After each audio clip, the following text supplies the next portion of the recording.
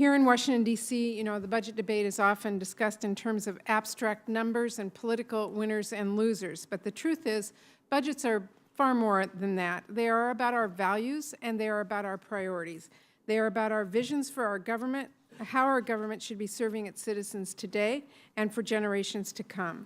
And most of all, they are about the people across the country whose lives are impacted by the decisions that we make. So today we are going to discuss some very different approaches to tackling our budget challenges. Tomorrow we will continue this discussion and vote on a plan. Then we will move this debate to the Senate floor and then hopefully work towards a balanced and bipartisan agreement with the House of Representatives while the American people have a chance to weigh in. But before we can talk about where we are headed, I think it is very important for us to remember where we came from. Because our fiscal and economic challenges didn't start today, and this debate cannot happen in a vacuum. The truth matters, and the context is very important. Despite some of the rhetoric you may hear from my Republican colleagues, the Great Recession did not start the day President Obama was elected, and the federal budget didn't tip into deficit the day that he was sworn in. I've served on this committee since I was first sworn into the United States Senate in 1993.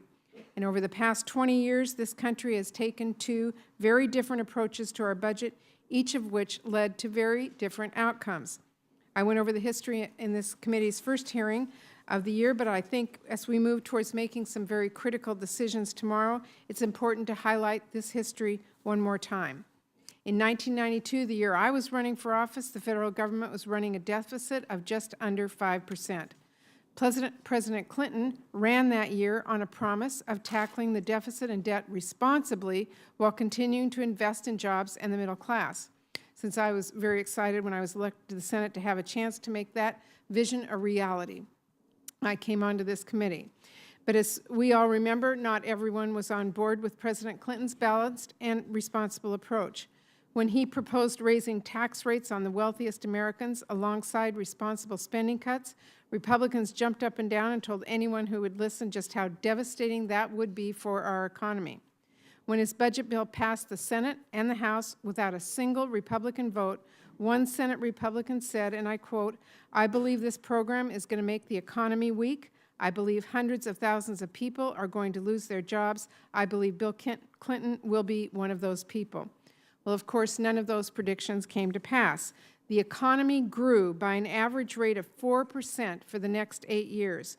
22 million jobs were created while unemployment plummeted from 7.3% in 1993 to 3.9% in 2000, and President Clinton was easily reelected. Now, I don't think it was the tax increase on the rich on its own that caused the economy to grow, but I do think that the responsible and balanced fiscal approach played a critical role. Our businesses saw government taking a credible and sustainable approach to our federal budget, and it gave them the confidence to hire new workers and invest in their growth. Middle-class workers were getting better jobs, spending their money, and building prosperity. This economic growth built from the middle out, along with the balanced and responsible fiscal stewardship, turned our deficit and debt challenges around. Federal revenue increased from 17.5% of GDP to 20.6%. Responsible spending cuts brought federal spending down from 22.1% of GDP to 18.2%. A 4.7% deficit was turned into a 2.4% surplus in 8 years, and our nation was on track to completely eliminate the federal debt by 2010. The work we did in the 90s should have made it clear that calling on the wealthy to pay their fair share is not incompatible with strong economic growth. It should have made it clear that a balanced, responsible approach to deficit reduction that includes spending cuts and new revenue from those who can afford it most is the best path forward. But unfortunately, when President Bush came into office in 2001, he had very different ideas. Many of us saw the surplus as an opportunity for our country to erase the debt and to invest in middle-class priorities like education and health care and infrastructure. We wanted to build on what was working, but others saw it as a blank check to cut taxes for the rich and increase government spending irresponsibly. President Bush and Republicans in Congress quickly passed 2 sets of tax cuts that were heavily skewed towards the wealthiest Americans. The cost of 2 new wars were simply added to the national debt, as was Medicare Part D, a program estimated to cost taxpayers $60 billion this year alone. Middle-class families struggled as workers lost their jobs and the economy stagnated and then finally collapsed. By 2008, federal revenues had dropped down to 17.6% of GDP. Spending was back up to 20.8%. Our surplus had become a deficit, and instead of eliminating the debt, we'd sunk even deeper. So when President Obama came into office, the economy was losing over 700,000 jobs a month. We were deep into a recession, and we were teetering on the edge of a full-blown depression. The President and Congress acted quickly to support economic growth, create jobs, and put more money in the pockets of the middle class and most vulnerable families who needed it the most. By 2009, positive growth had returned and the unemployment rate began to decline shortly after. But the recovery isn't as strong or as fast as it needs to be. Millions of workers today continue struggling to get back on the job. Middle-class families are still having trouble keeping their heads above water, and we have some very serious challenges when it comes to our medium and long-term deficit and debt. That brings us here to today. The choices the members of this committee will be asked to make in the coming days and weeks and months as we work to tackle our economic and fiscal challenges responsibly. This process is not going to be easy. Despite what I believe are the clear lessons from the last 20 years of fiscal and economic policy, there is a serious difference of opinion about what our government should be doing to keep our economy and our national finances moving in the right direction. One approach is to follow a path back to the economic policies of the last administration. This is the path to more tax cuts for the rich and fewer regulations for Wall Street.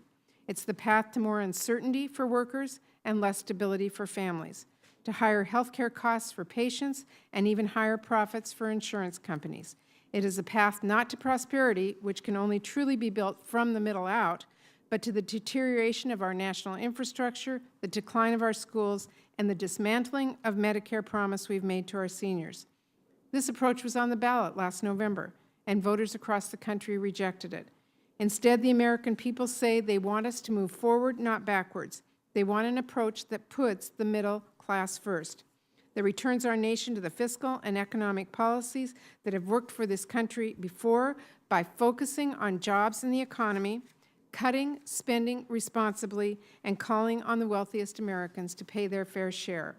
It's an approach that maintains that government cannot solve every problem and that it shouldn't solve every problem, but that it can and must work to create jobs and support the middle class and offer a hand up to families that need some support while they work to get back on their feet. This is the approach taken by the budget that 12 of us on this committee worked very hard to put together and that we will be voting on tomorrow. Our budget reflects the pro-growth, pro-middle-class agenda that the American people went to the polls of in support of in the last election. And I believe it is a strong and responsible vision for building a foundation for growth and restoring the promise of American opportunity. Our budget is built on 3 principles. Number 1, we need to protect our fragile economic recovery, create jobs, and invest in our long-term growth. Number 2, we need to tackle our deficit and debt fairly and responsibly. And number 3, we need to keep the promises we've made as a nation to our seniors, our families, and our communities. The highest priority of our budget is to create the conditions for job creation, economic growth, and prosperity built from the middle out, not the top down. We believe that with an unemployment rate that remains stubbornly high and a middle class that has seen their wages stagnate for far too long, we simply cannot afford any threats to our fragile recovery.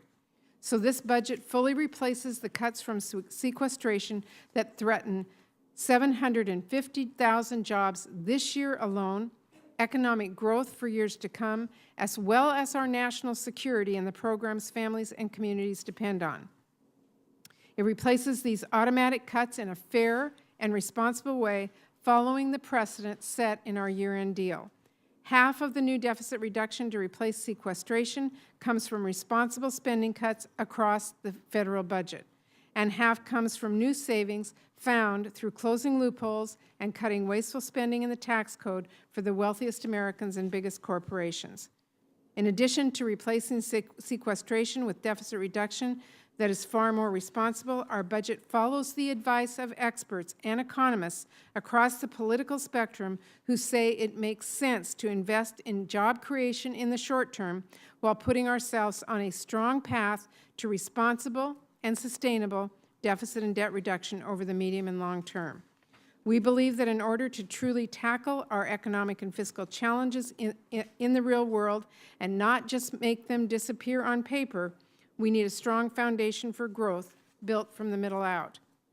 So, this budget invests in a $100 billion economic recovery protection plan to put workers back on the job, repairing our nation's highest priority deteriorating infrastructure, and fixing our crumbling schools and installing critical education technology like broadband that our students need to succeed.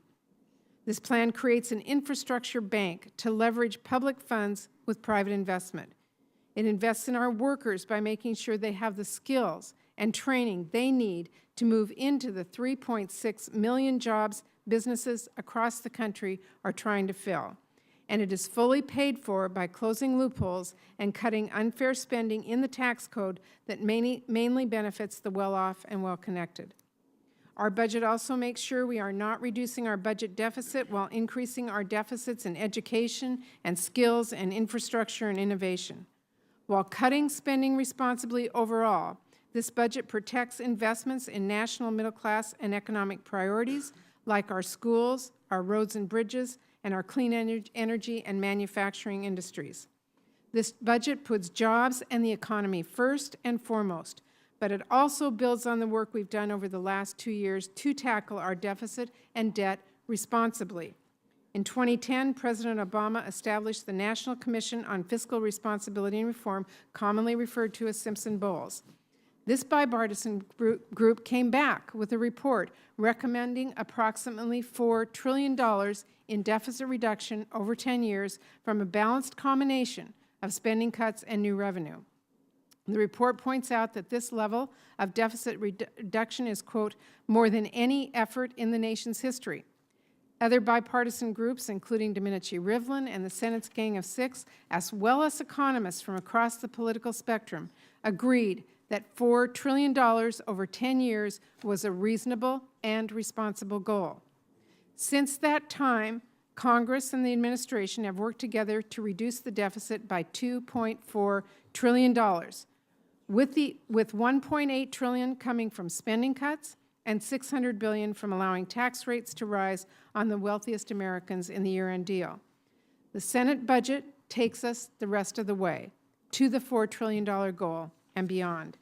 It builds on the $2.4 trillion in deficit reduction already done with an additional $1.85 trillion in new deficit reduction, for a total of $4.25 trillion in deficit reduction since the Simpson-Bowles report.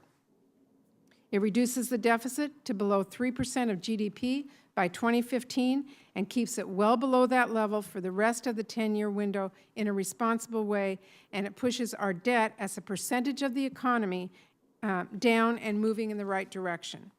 Our budget tackles this issue the way the American people have consistently said they want it done, with an equal mix of responsible spending cuts across the federal budget and new revenue raised by closing loopholes and cutting wasteful breaks that primarily benefit the rich.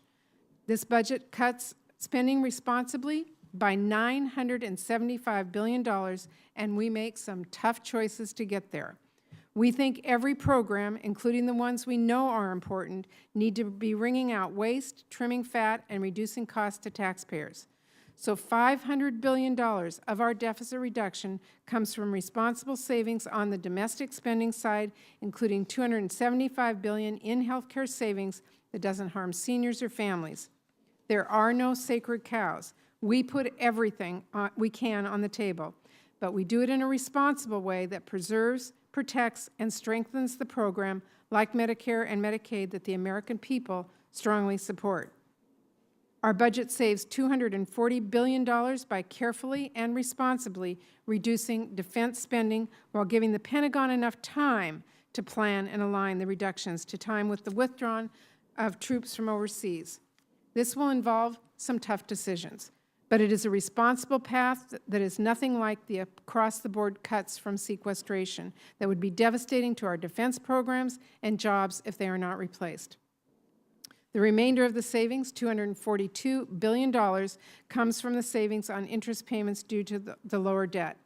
Taking the balanced approach the American people have consistently called for, the Senate budget matches these responsible spending cuts with $975 billion in new revenue, which is raised by closing loopholes and cutting unfair spending in the tax code for those who need it the least, while locking in tax cuts for the middle class and low-income working families and protecting them from paying a penny more.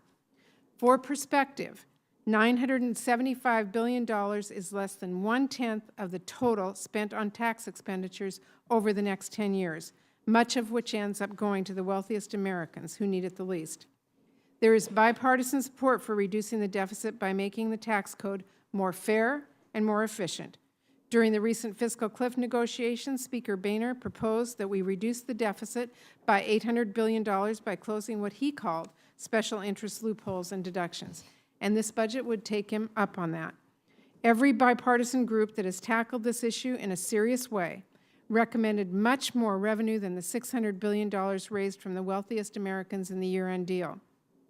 If this budget passes, the total deficit reduction since the Simpson-Bowles report will consist of 64% spending cuts, 14% tax rate increases on the rich, and 22% new revenue by closing loopholes and cutting wasteful spending in the tax code.